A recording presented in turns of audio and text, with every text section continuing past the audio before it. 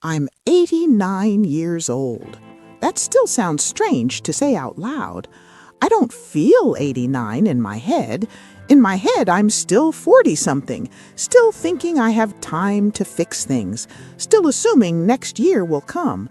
But my hands don't agree with me anymore. My knees don't either. And the mirror definitely doesn't. I've reached the age where people stop asking for your opinion and start speaking to you slowly. They mean well, I know they do, but it tells you something. It tells you that to the world you're already halfway gone. And that's why I'm saying this now, because when you get to my age, silence becomes a kind of lie. And I've spent too many years staying quiet about things that mattered, so I can't stay silent about this anymore.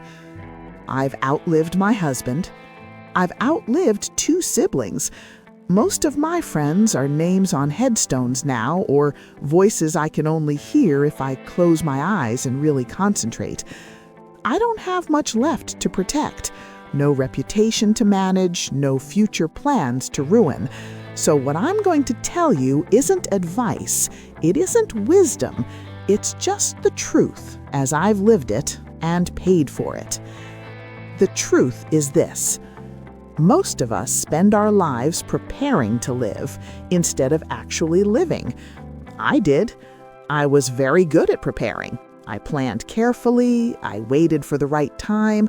I told myself I'd do things later, when things were calmer, when the house was paid off, when the kids were older, when I felt more confident, when I wasn't so tired. Later became my favorite word. I said it about everything that scared me and everything that mattered. I'll say what I really feel later. I'll take that risk later. I'll slow down later. I'll fix this relationship later. I'll forgive later. Later felt responsible, mature, sensible. Later was a lie. I didn't know that then. Nobody tells you that later has teeth, that it quietly eats years while you're busy being reasonable. I was raised to be careful, especially as a woman. Don't make waves, don't ask for too much, don't embarrass yourself, don't upset anyone. I carried that with me into adulthood like it was a rule of nature. So I learned how to swallow things. I swallowed disappointment, I swallowed anger, I swallowed words that should have been said out loud. I became very pleasant, very dependable, very easy to live with. People liked me. I'm not sure they really knew me. I married a good man, truly. He wasn't cruel, he worked hard, he provided, but we were not brave with each other. We avoided the hard conversations because we thought avoiding them was kindness. It wasn't. It was fear dressed up as peace. We spent years talking about schedules, bills, children, repairs, and groceries, and we told ourselves that was intimacy. We thought love meant not rocking the boat. By the time we realized something was missing, it felt too late to name it. We had built a whole life on being fine. When he died, people told me, "At least you had many good years." I nodded. I said, "Thank you." What I didn't say was that I wished I had been more honest in those years. Not cruel, not dramatic, just honest. There are sentences I practiced saying in my head for decades and never spoke out loud. They died with him. They died with me still breathing. That's one of the cruelest things about time. It convinces you that unfinished conversations will wait for you. They don't.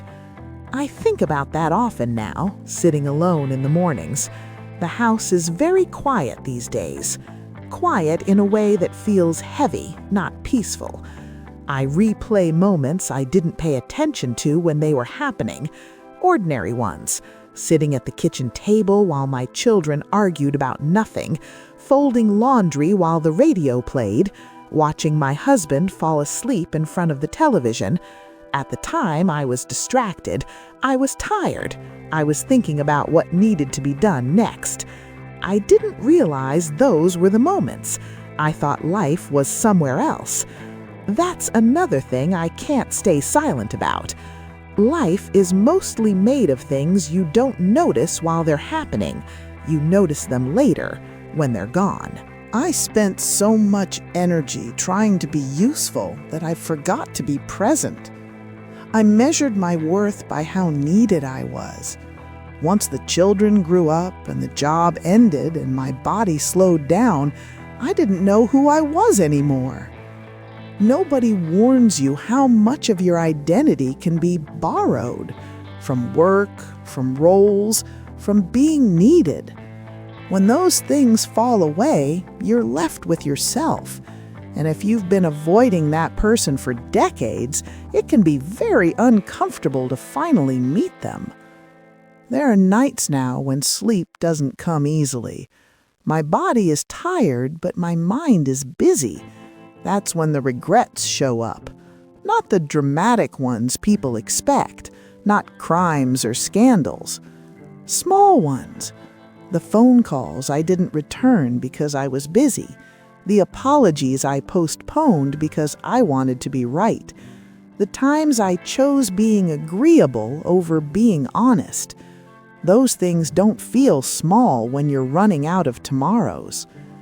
I think about how much energy I spent worrying about what people thought of me. People whose names I can barely remember now. People who have long since moved on with their own lives.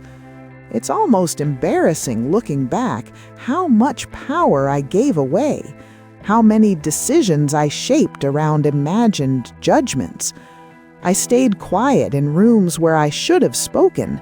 I stayed in situations that slowly shrank me because leaving felt selfish. I thought endurance was a virtue. Endurance is not the same thing as meaning. I wish someone had told me that earlier. I also wish someone had told me that time doesn't announce itself when it's about to change your life. There's no warning bell, no final chapter marker. Things just end. People leave. Bodies fail. Opportunities close without ceremony. One day you're strong enough to lift a child. One day you're not. One day you assume you'll see someone again, and then you don't. You don't get a chance to prepare emotionally. You only get a chance to pay attention, and I didn't always do that. I don't say this to frighten you. I say it because pretending otherwise is dishonest. We are all temporary. Not someday, right now. I used to think that understanding that would make life bleak. It doesn't. What makes life bleak is ignoring it. Knowing that time is limited sharpens things. It makes conversations matter. It makes mornings feel different. It makes forgiveness feel urgent instead of optional. If I could go back, I would stop waiting to feel ready. Ready is a myth. I waited to feel confident enough, wise enough, secure enough. That moment never arrived. I just got older. I would speak sooner, not louder, sooner. I would say, I miss you without justifying it. I would say, this hurts me without apologizing for having feelings. I would say, I love you without assuming the other person already knew. I would also rest more, not sleep, rest. I spent years exhausted thinking that was just adulthood, thinking I'd rest later. Later never came in the way I imagined. Rest now looks like afternoon naps and long silences. I wish I had allowed myself gentler days when my body was stronger and my life was fuller. I see young people now rushing everywhere, eyes glued to screens, always distracted, always in a hurry. They look so alive and so absent at the same time. I want to reach out and say, please don't rush through this part, but I know how it sounds. Old people always think the young are wasting time. The truth is, we're all wasting time, just in different ways. Some people waste it by chasing things that don't matter. Some waste it by being afraid to move. Some waste it by staying silent when they should speak. I did all three. That's why I can't stay silent anymore. If you take anything from this, let it be this. Don't treat your life like a rehearsal. This is not practice. This is the performance, whether you feel ready or not. There will not be a cleaner version later, with fewer complications and more certainty. This messy, imperfect moment you're in right now is the one you get. I don't know how much time I have left. No one does, really. At my age, the horizon is just closer, that's all. I'm not afraid of dying. What troubles me is how easy it is to die without having fully lived in your own skin. I don't want that for you. So if there's a conversation you're avoiding, don't wait for the perfect wording. If there's someone you love, don't assume they know. If there's a life you're postponing, stop negotiating with time. It is not on your side. I've lived long enough to know that silence can be comfortable, but it is rarely kind, and it is never free. That's the truth I needed to say before I go. Now I'm tired. Thank you for listening.